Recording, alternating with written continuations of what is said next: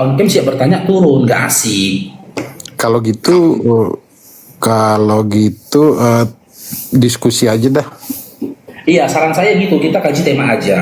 Pertanyaanmu nanti simpan sebagai mirroring untukku nanti. Gitu loh. Iya. Oke. Tema kita hari ini, siapa yang kutuk Yesus? Karena dalam Galatia 3:13 kan tertuliskan tuh, Kristus telah menebus kita dari kutuk hukum Taurat dengan jalan menjadi kutuk karena kita. Sebab ada tertulis, terkutuklah orang tergantung di kayu salib. Dengan jalan apa Yesus menebus dari kutuk hukum Taurat?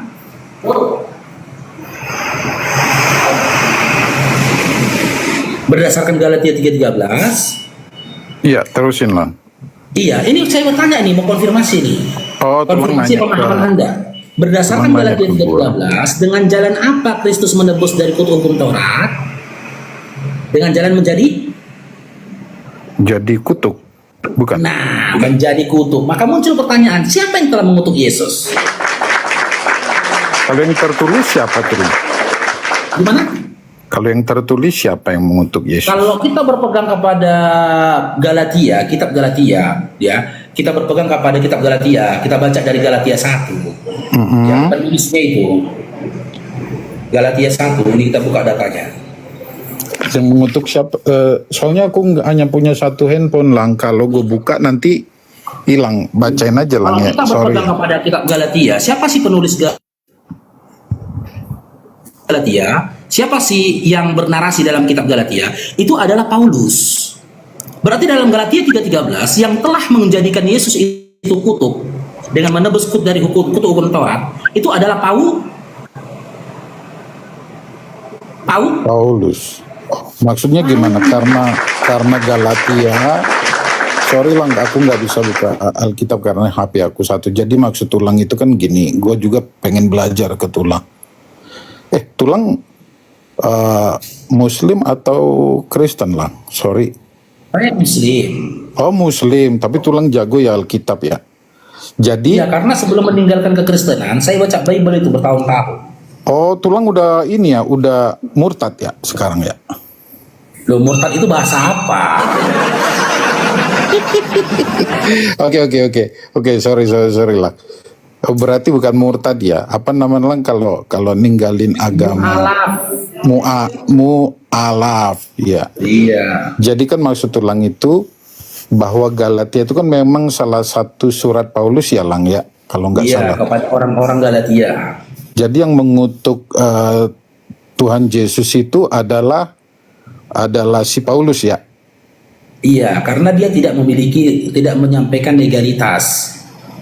Oh, tulang bisa ngambil kesimpulan itu kenapa lang? Dari mana? Karena dia yang menulis atau memang itu budaya Yahudi atau gimana lang? Contoh ini, saya tuliskan surat ini. Sebuah buku nih saya tulis nih. Dari Faruk Syanipar.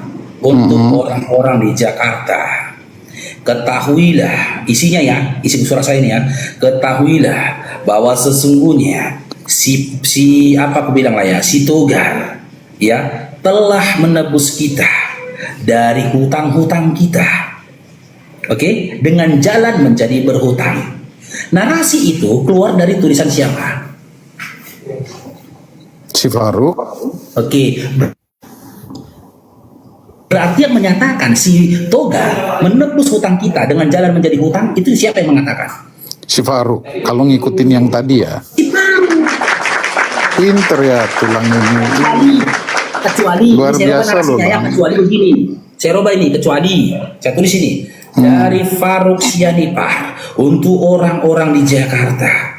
Dengan ini aku sampaikan kepada kalian bahwasanya si Togar telah menebus hutang kita dengan jalan menjadi berhutang karena kita. Itulah informasi yang kuterima dari si Anton. Oke? Nah, sekarang saya tanya. Yang menyatakan si Togar menebus hutang kita, oke, dengan jalan menjadi hutang, itu aku atau si Anton? Yang menyatakan si tulang Faruk dong. Tidak. Simaklah tadi narasiku. Kan aku bilang dari Faruk Syanipar, berarti penulis si Faruk kan? Iya. Oke. Nah, informasi sumber validasi dari informasi yang aku sampaikan si Mani. Ya, untuk orang-orang di Jakarta. Ya, kepada orang-orang di Jakarta, dengan ini aku sampaikan kepada kalian bahwasanya si Togar telah menebus hutang kita dengan jalan menjadi hutang. Begitulah informasi yang kuterima dari si Anton. Oke, yang mengatakan si Togar menebus hutang kita dengan jalan menjadi berhutang, aku atau si Anton? Kok tiba-tiba muncul si Anton, Lang? Tadi kan Tulang ceritanya Ini begini. Ini Bukan. perbandingan. Bukan, Kenapa Tulang kan perbandingan? ceritanya gini tadi nih. Ini nggak ada, kan Tulang cerita. Tulang menuliskan, membuat surat ke orang-orang di Jakarta nih. Kisahnya kan gitu Tulang ya. Mengasih tahu ke orang-orang di Jakarta melalui surat nih, melalui surat. Iya. Ya. Bahwa utang-utang kita semua udah lunas. Karena Tulang kan berutang tuh. Ya kan? Ya Tulang berutang. Tulang berutang, cuman Tulang kasih tahu utangnya Tulang juga udah dilunasi kita ya, termasuk gua gitu ya, Lang ya. Iya, diksinya kita. Iya aku kita sama orang Jakarta. Nah terus kan utang-utang kita itu kan udah dilunasi si Togar nih. Togar nih marga apa lah? Ya. Mau kita bikin marga apa Iya. nih? Gak usah bikin marga lah, nanti terserah. Gak usah bikin marga ya.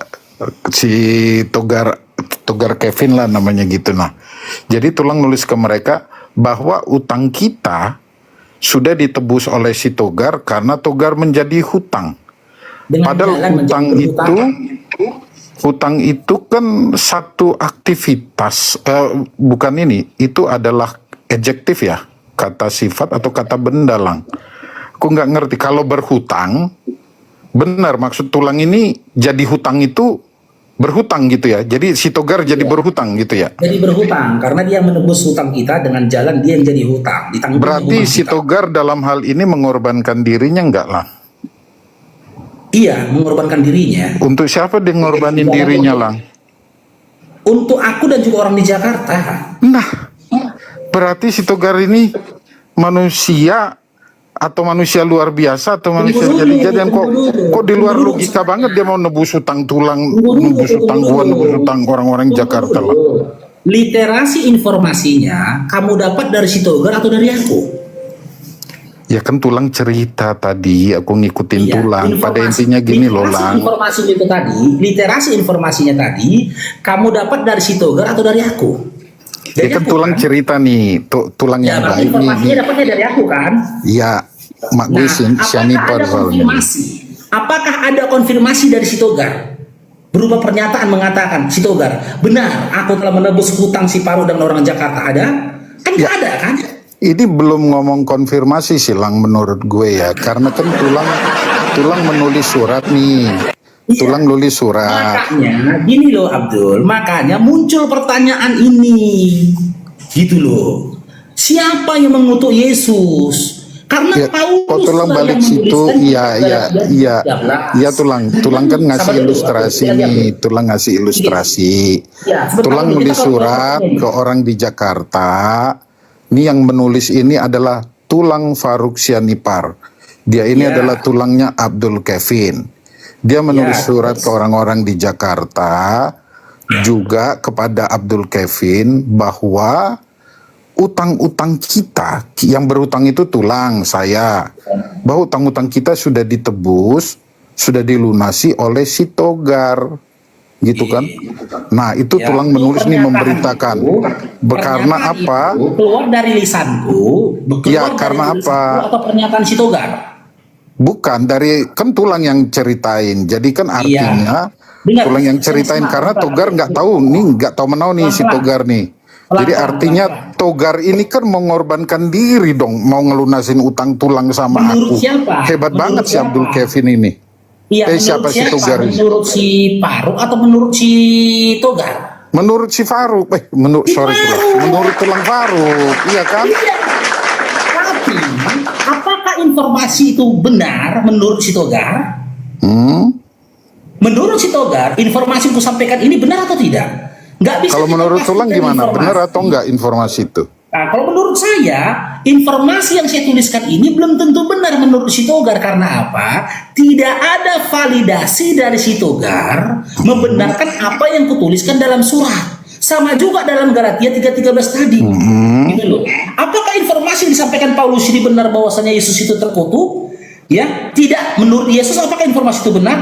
Tidak. Karena apa? Tidak ada validasi dari Yesus di mana Yesus mengatakan, "Aku ya akan mati untuk menebus kalian dari kutuk hukum Taurat dengan jalan menjadi kutuk."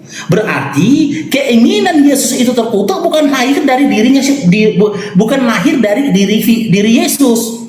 Sama dengan surat tadi, keinginan untuk membayar hutangku dan hutang orang Jakarta bukan hadir dari keinginannya si Togar, tapi mimpi, harapan, cita-cita dari si Faruk. Begitu juga mimpi dan harapan, cita-cita dari Paulus dan orang-orang Galatia. Tapi legalitas mimpi itu, kenapa aku katakan hanya mimpi dan angan-angan? Karena Yesus tak pernah mengklaim dirinya akan mati menjadi kutuk untuk menebus orang-orang dari kutuk hukum Taurat. Jadi, siapa yang mengutuk Yesus? 100%, 1000% yang mengutuk Yesus itu adalah Paulus, yang diiringi dengan angan-angan, hayalan, dan juga cita-citanya. Berarti analogi tulang itu nggak cocok ya sama yang tadi ya. Namanya analogi tidak bisa cocok 100%. Berarti iya artinya nggak cocok tulang ngasih analogi gitu. Lang, aku mau nanya Alkitab nih ke tulang pasti jago.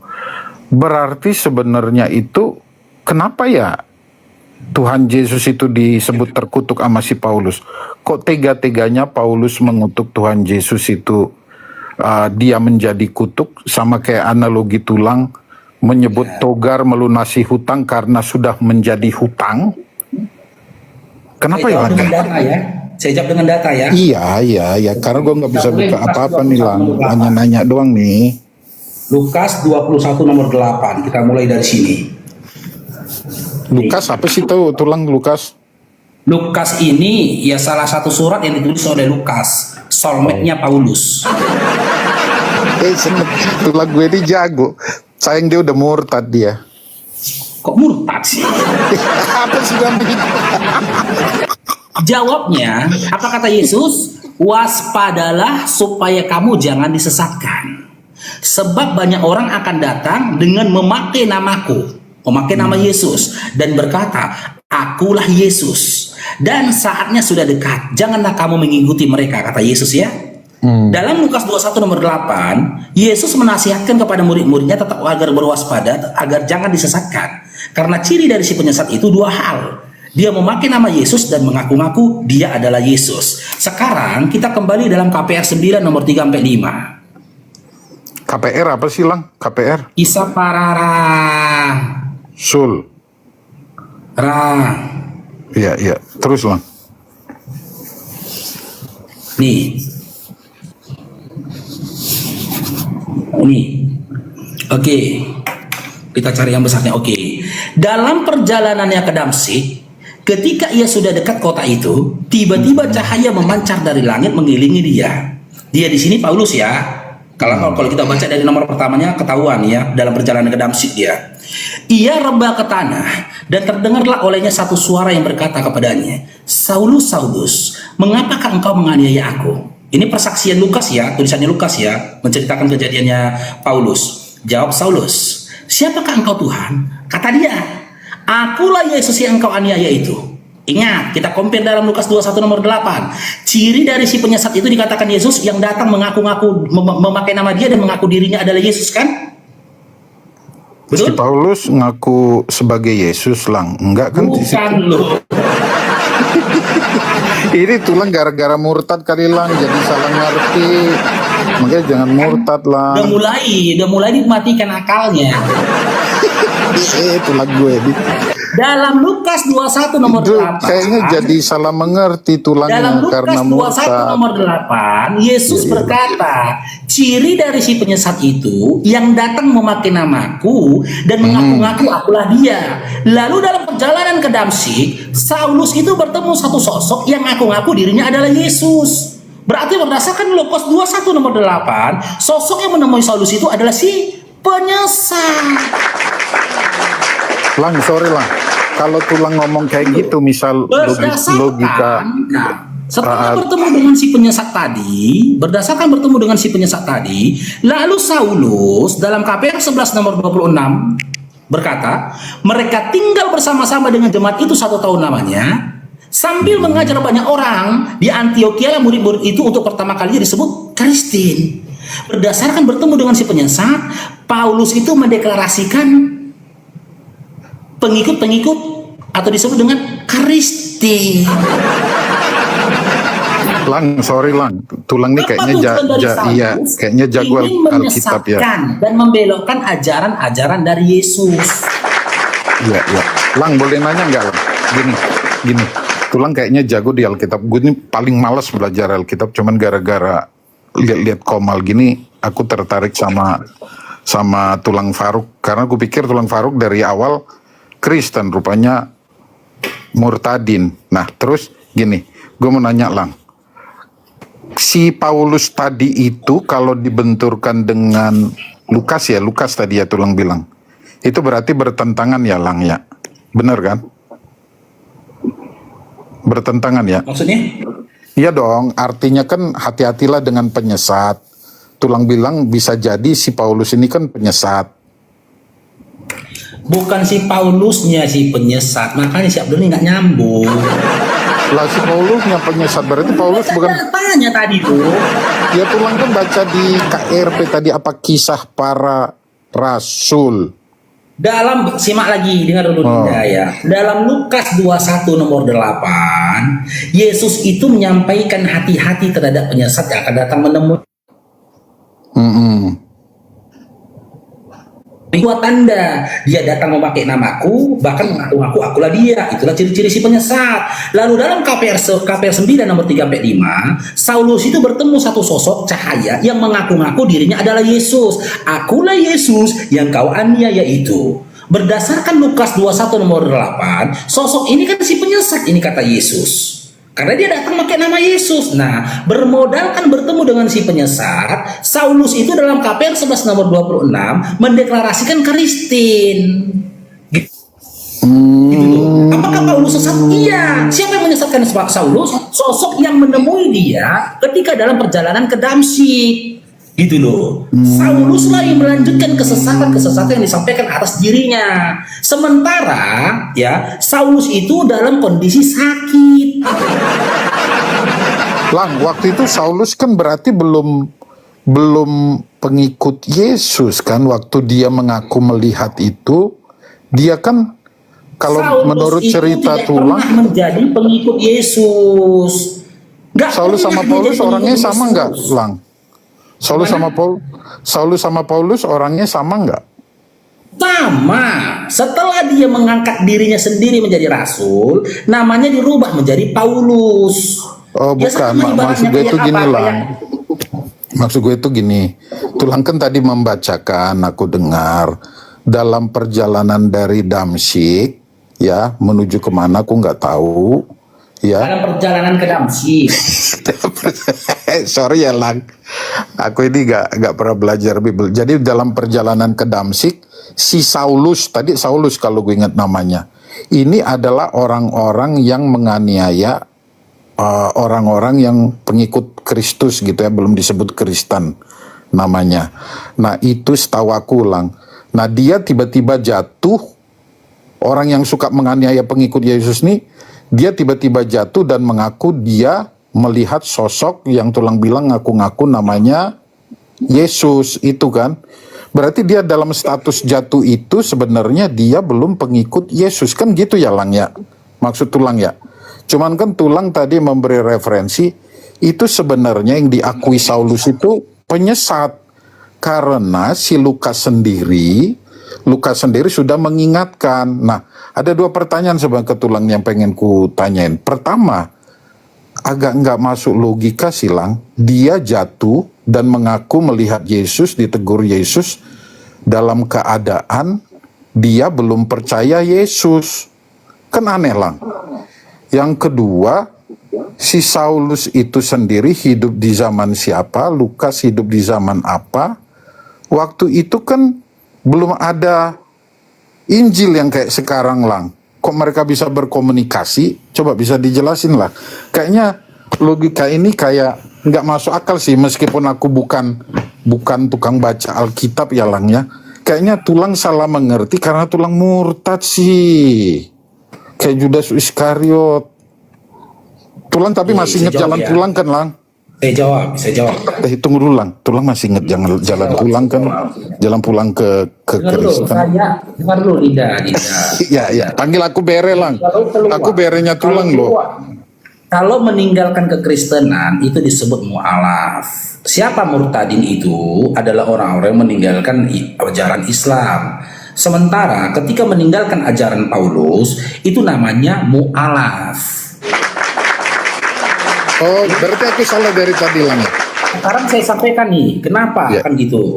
Yang beberapa hal poin saya sampaikan. Yang pertama, dari mulai Saulus lagi, dari mulai Paulus memiliki nama Saulus, sampai dia mengganti nama jadi Paulus, sampai dia meninggal di dunia dipenggal kepalanya, dia nggak pernah menjadi pengikut Yesus.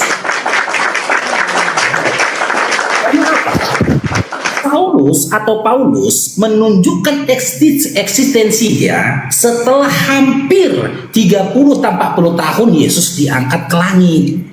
Tak pernah Saulus ini bertemu langsung dengan Yesus, nggak pernah. Bahkan Saulus sendiri tidak melihat wajah Yesus. Terus kok hubungannya dengan Lukas apa, Lang? Kok Tulang tadi mengkaitkan nama Lukas? Nanti ke Lukasnya, nanti ke Lukasnya. Lukas 1 nomor 1 sampai 5. Itu hasil penyelidikan Lukas, bukan dari saksi matanya Lukas, bukan. Ya. Gak pernah dia ketemu sama Yesus. Tiba-tiba ketika kambuh penyakit dia dalam perjalanan ke Damsyik, dalam Galatia 4 nomor 13 diceritakan, Saulus itu penyakitan. Dia sakit, tiba-tiba kumat penyakit dia. Ngaku-ngaku dia ketemu Yesus. Dari mana dia tahu itu Yesus? Sementara dia nggak pernah melihat wajah Yesus. Yang kedua, Yesus sudah sampai. Tapi Saulus kan, Lang, apa keuntungan dia ngaku-ngaku ketemu Yesus dan ditegur Nanti Yesus kesana. dan dia kesana kayak keuntungannya. ngebela-belain Yesus padahal dia juga benci sama Yesus dan untungnya Nanti apa, Lang? Nanti pelan-pelan dulu lah runutannya. Kita mulai Masa dulu nggak ini, masuk dari awal logika, dulu. Lang, itu Nanti alibinya Tulang. ya. Pelan-pelan dulu, Itu pelan-pelan. kayak cerita teman gue yang ustadz di sebelahnya, ada sebelah gue Ya, ketawa-tawa. sabar dulu, Kevin sabar dulu. Ya, kamu kan udah bertanya ini, biar aku jelaskan ya. Saulus ini nggak pernah bertemu muka dengan Yesus. Bahkan melihat rambut Yesus aja pun dia nggak pernah. Tiba-tiba dalam KPR 9 nomor 3-5 dia ngaku-ngaku ketemu Yesus. Oke? Dengan dasar apa dia yakini sosok yang ditemuinya itu adalah Yesus? Sementara di dalam ayat 3-5-nya dia katakan pertama melihat cahaya. Dia melihat cahaya, tiba-tiba cahaya itu bisa bicara. Saulus, mengapa kau aniaya aku? Ini nggak masuk akal kedua. Kapan pula Saulus itu menganiaya Yesus? Sementara yang menganiaya Yesus itu tentara Romawi. Bukan Saulus, gitu loh. Yang kedua, berikutnya, Saulus itu nggak pernah ketemu sama Yesus. Kapan pula dia menganiaya Yesus? Disinilah cerita karang-karangan hasil kerjasama antara Paulus dengan Lukas.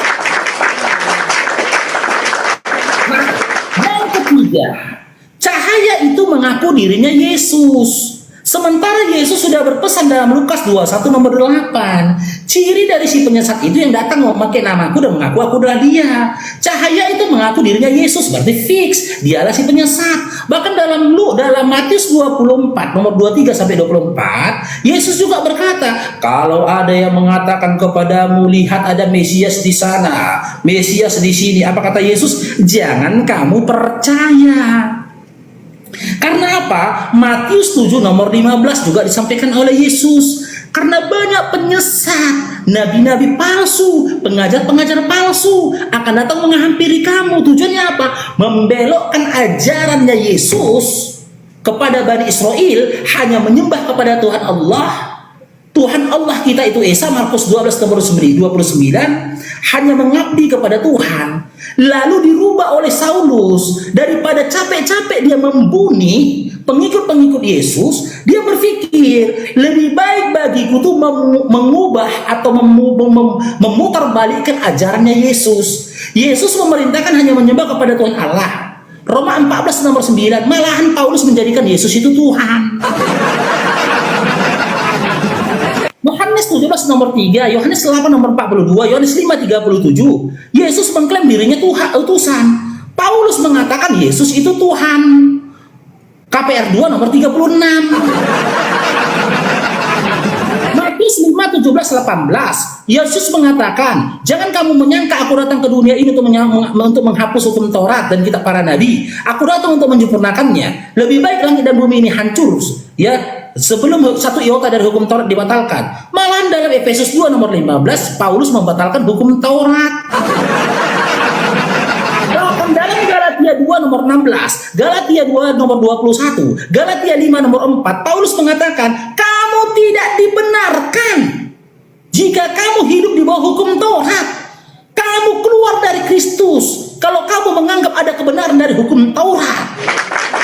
Bahkan Paulus mengatakan, "Sia-sia kematian Kristus atasmu kalau kau mengharapkan ada kebaikan dari hukum Taurat." Bahkan dalam Galatia 3 nomor 10, Paulus itu menyatakan orang-orang yang hidup di bawah hukum Taurat hidup di bawah kutuk. Berbeda 3.666,999 ajaran Yesus dengan ajarannya Paulus.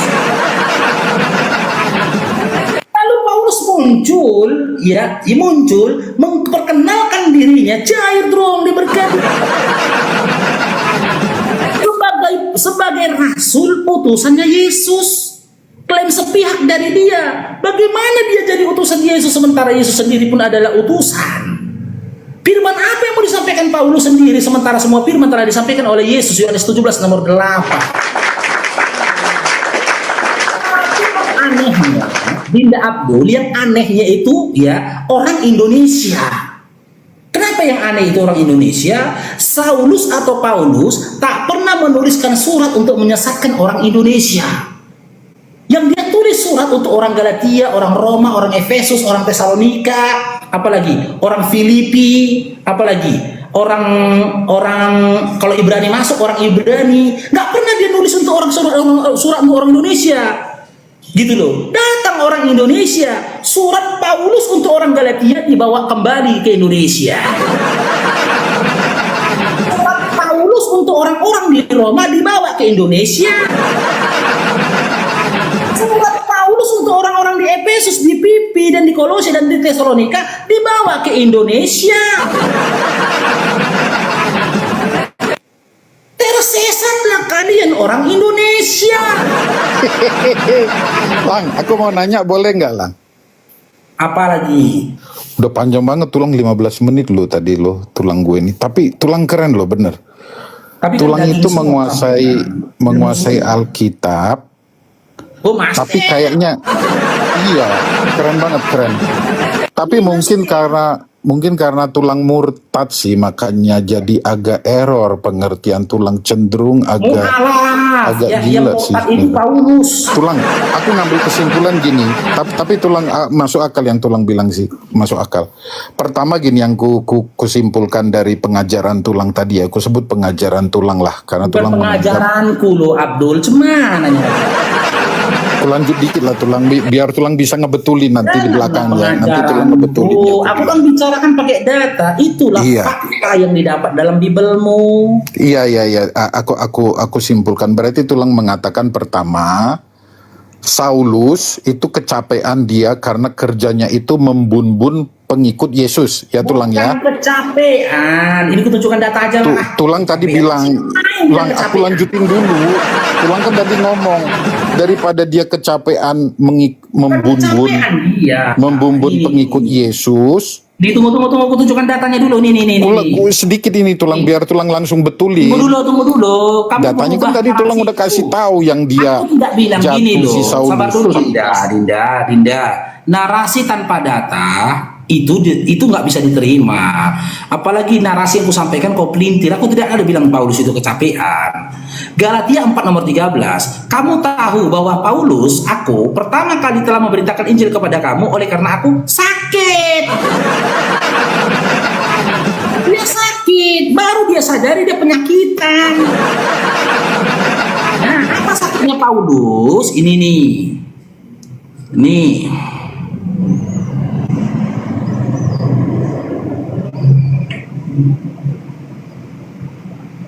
Jangan dirubah-rubah lagi ya. Nih. Ini loh. Paulus adalah penderita serius. Ini. Jauhnya Saul yang tiba-tiba dan fakta bahwa dia terletak di tanah, tetapi kemudian dapat bangkit lagi tanpa bantuan, mendorong orang-orang pada zaman awal dulu menduga kuat bahwa kejadian dramatis itu kemungkinan disebabkan oleh serangan kejang-kejang grand final. Ya, pada zaman setelahnya dapat di mana ini bersama gejala akibat serangan epilepsi.